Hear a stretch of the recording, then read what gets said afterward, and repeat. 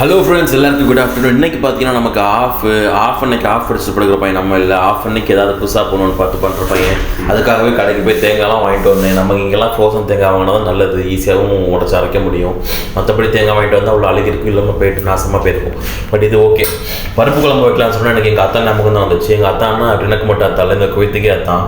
அவர் சொல்லி இந்த ட்ரிக்கை தான் இந்த வாட்டி யூஸ் பண்ணேன். சும்மா பருப்பை மட்டும் பாயில் பண்ணி தேவையான வெஜிடபிள்ஸை போட்டு பண்ணாமல் தேங்காய் அரைச்சி போட்டு பண்ணால் சூப்பராக இருக்கும்னு சொல்லியிருப்பார். அதனால் அவர் சொன்ன வழியிலேயே ஃபாலோ பண்ணி சீரகம், சில்லி ஃப்ளேக்ஸ் எல்லாம் போட்டு கரெக்டாக கொஞ்சம் மசாலாலாம் போட்டு மிக்சரில் போட்டு அடித்து எடுத்து தேங்காய் அரைக்கும் போது ஞாபகம் வந்துச்சு, அடப்பாவி தேங்காய் மட்டும் போகிற அடிச்சிட்ருக்கமே, இதுக்கு தேவையான மசாலாலாம் ஆட் பண்ணவே இல்லைன்னு சொல்லிட்டு திடீர்னு ஞான உதயம் வந்தனால ஸ்டாப் பண்ணிட்டு சடனாக மசாலா எடுத்து ஆட் பண்ண ஆரம்பிச்சிட்டேன்.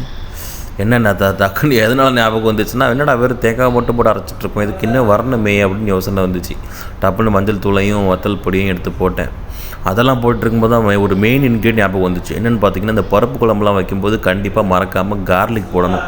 நான்வெஜ் சமைக்கும்போது ஜிஞ்சர் கார்லிக் போடணும். இந்த மாதிரி பருப்பு குழம்புலாம் வைக்கும்போது மறக்காமல் கார்லிக் போட்டுறணும். இதில் கார்லிக் போட்டால் தான் சில பல விஷயங்கள் எல்லாம் தப்பிக்க முடியும், இந்த மாதிரி பருப்பு கிட்ட இருந்தெல்லாம்.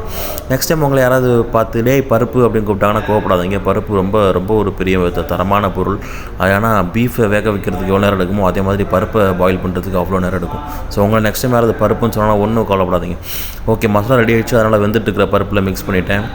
உப்பு போட எப்போவுமே மறந்தது, அதனால் இந்த வாட்டி ஞாபகம் வந்துடுச்சு, உப்பை போட்டுட்டேன். மறக்காத எதுவுமே இல்லை, எப்போ பார்த்தாலும் எதாவது மறந்துட்டு தான் இருப்பேன். சரி, இதுக்கப்புறம் கடைசியில் ஃபைனலாக தடுக்கா போடணுமே. தடுக்கா இஸ் வெரி இம்பார்ட்டன்ட் பருப்பில்.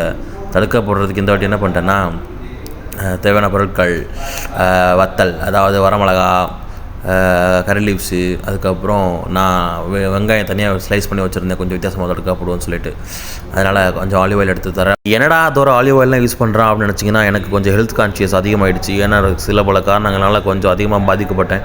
ஸோ இப்போ என்னென்ன ரொம்ப பத்திரமா பார்த்துக்கணும். ஐ லவ் மை செல்ஃப்னு வாயில் சொல்லாமல் சரி அதுக்கான ஏதாவது வேலையை பார்ப்போம்னு சொல்லிட்டு தடுக்கா போட ஆரம்பிச்சிட்டேன். தடுக்கா போட்டதுக்கப்புறம் போட்ட உடனே தடுக்காவோட ஸ்மெல்லு பயங்கரமாக வந்துடுச்சு. நானே பதறிட்டேன், என்னடா அதே ஸ்மெல்லு வருது அப்படின்னு சொல்லிட்டு.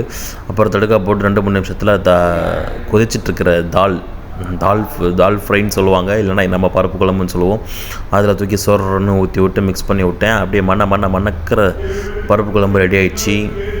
பார்த்திங்கன்னா தடுக்க ரெடி பண்ணி உள்ளே போட்டதுக்கப்புறம் அழகாக மிக்ஸ் பண்ணி விட்டதுக்கப்புறம் சாப்பிடும்போது வேறு லெவலில் இருக்கும். எதிர்பார்த்தது மாதிரியே தால் தடுக்க ரெடி ஆகிடுச்சு. பருப்பு குழம்பு வச்ச உடனே இப்போ என்ன பண்ணணுன்னா மத்தியான சாப்பாடு ரெடி ஃப்ரெண்ட்ஸ்.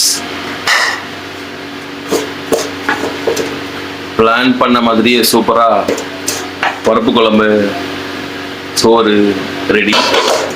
ஆவி பறக்குதா பருப்பு குழம்பு. அதுக்கப்புறம் இன்னொரு ட்விஸ்ட், நேற்று வச்ச சிக்கன் இன்னைக்கு வச்ச பருப்பை மிக்ஸ் பண்ணி சாப்பிட்டோம்னா வேற லெவலாக இருக்கும் ஃப்ரெண்ட்ஸ். பயங்கர சூடாக இருக்கும். ஒரு சிக்கன் எடுத்து அப்படியே வச்சுட்டு